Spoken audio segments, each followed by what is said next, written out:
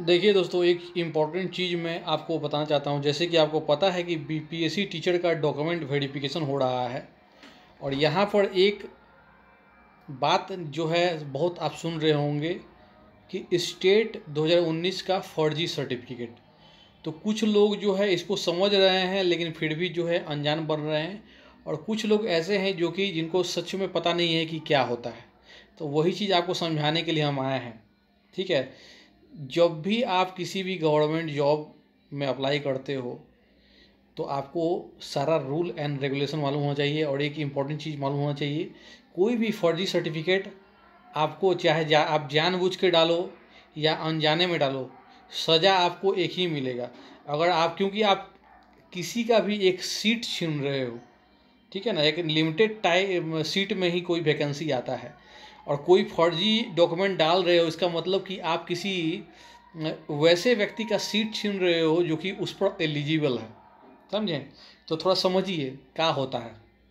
जैसे कि 2019 में स्टेट का एग्ज़ाम हुआ, ठीक है ना, टीचर एलिजिबिलिटी टेस्ट स्टेट का हुआ, तो उस समय आप एलिजिबल नहीं थे।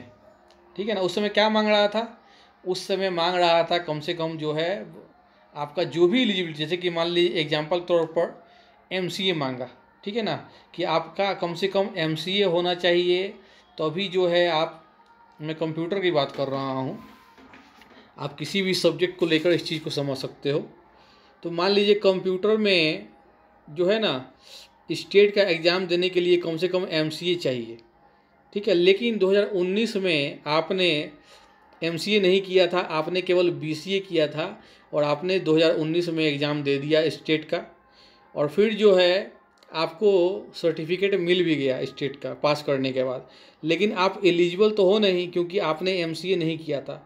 अब 2019 के बाद 2023 में बीपीएससी का एग्ज़ाम हो रहा है, और उसके बीच में आपने कभी एमसीए कर लिया, मान लीजिए 2022 में एमसीए कंप्लीट कर लिया, तो आप अगर सोच रहे हो कि आपका वो वाला सर्टिफिकेट स्टेट 2019 वाला सर्टिफिकेट जो मिला है 2022 में वो आपका वैलिड है, तो आप गलत सोच रहे हो।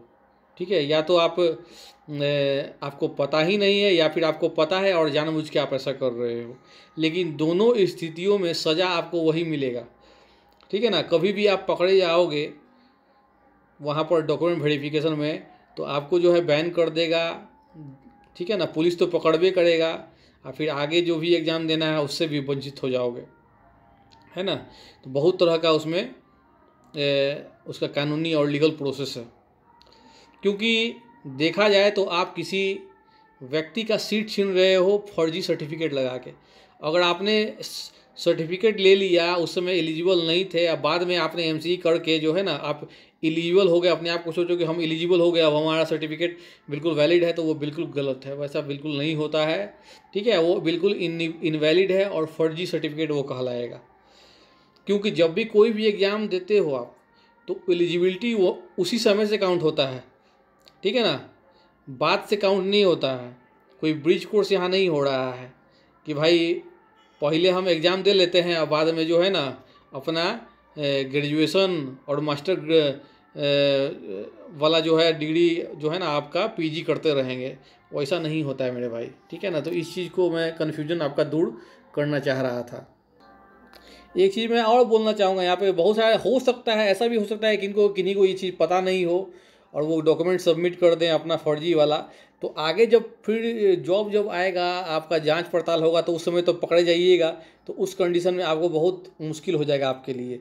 लेकिन अब अगर आपको लगता है, मान लीजिए कि आपने डॉक्यूमेंट को सबमिट कर दिया और अगले दिन आपको मालूम चलता है कि भाई हमने तो अपना गलत फर्जी वाला सर्टिफिकेट जो है ना ये अब वहाँ सबमिट कर दिया है, मेरा वेरिफिकेशन भी हो गया है, तो इस केस में जो है ना हमको लगता है, ये मैं खुद सोचता हूँ, मुझे कहीं से कोई बताया नहीं है, मैं सोचता हूँ कि अगर कोई गलती से फर्जी सर्टिफिकेट डाल दिया है, तो मुझे लगता है कि उनको खुद से बीपीएससी में जाके जो है ना वहाँ चेयरमैन से मिलकर अपनी बातों को बता देना चाहिए।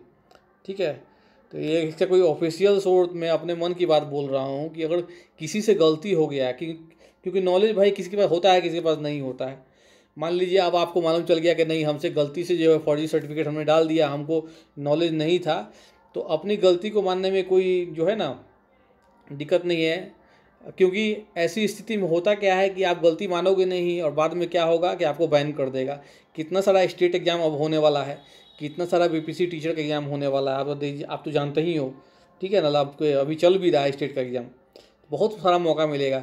इसमें करके बैन होने से अच्छा है, आपको अगर प्रतिबंधित कर देगा तो क्या फ़ायदा होगा, फिर 5 साल तक एग्जामों नहीं दे पाइएगा, स्टेट का एग्ज़ाम नहीं दे पाइएगा, बीपीसी टीचर का एग्ज़ाम नहीं दे पाइएगा, उम्रों निकल जाएगा।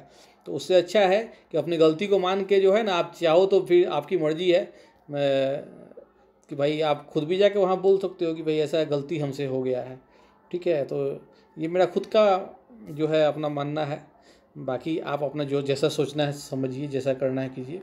मेरा ये वीडियो सिर्फ ये बनाने का मकसद था कि मैं आपको बताऊं कि स्टेट 2019 फर्जी सर्टिफिकेट का मतलब क्या होता है। तो मुझे लगता है अब आपको समझ में आ गया होगा दोस्तों, ठीक है। चलिए, बहुत बहुत धन्यवाद। जय हिंद।